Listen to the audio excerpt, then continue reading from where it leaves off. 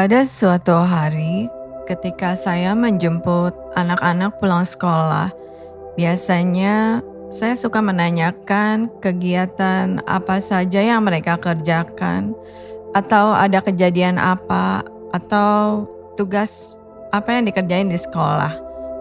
Saat itu, saat sedang menuju jalan pulang ke rumah, anak saya yang besar bercerita hari itu ada kuis matematika dan dia sudah remedial dan dapat 100. Lalu saat dia mengatakan hal tersebut, saya bertanya, "Memang Koko dapat berapa?" Lalu dia pun diam dengan mukanya yang mulai berubah dan dia bilang, "Gak tahu, lupa, kertasnya hilang."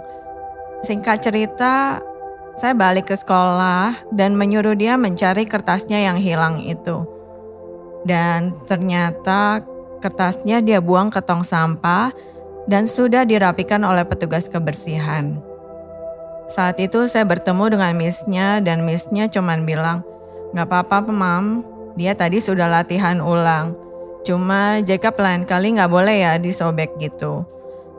Dan saat perjalanan pulang, saya bilang, "Kalau kamu dapat jelek pun, Mami gak marah. Emang Mami pernah pukul kamu karena nilaimu jelek? Mami mau kamu jujur sama diri kamu sendiri, dan memang kalau belum bisa, ya gak apa-apa, nanti belajar lagi di rumah." Jujur, saya ditegur lewat kejadian ini. Mungkin saya nggak pukul dia secara fisik karena nilai dia yang remedial. Tapi bagaimana dengan perkataan saya? Sampai-sampai dia kepikiran untuk merobek nilai dia yang remet dan hanya kasih tahu nilai dia yang bagus. Seolah-olah kalau jelek, Mami pasti marahin aku, Mami nggak suka. Dan dia pasti males dengerin ocehan saya yang dia udah prediksi respon saya hanya akan marahin dia dan membuat dia down. Tapi saat saya bilang gak apa-apa nanti belajar lagi, dia langsung menangis dan bilang, "Mami sorry, Koko gak ulangin lagi." Di Amsal 10 ayat 12, kebencian menimbulkan pertengkaran, tetapi kasih menutupi segala pelanggaran.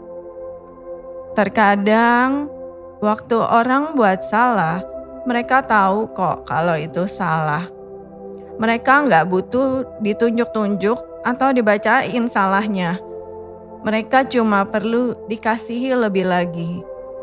Karena di Lukas 6 ayat 37 dikatakan, "Janganlah kamu menghakimi, maka kamu pun tidak akan dihakimi.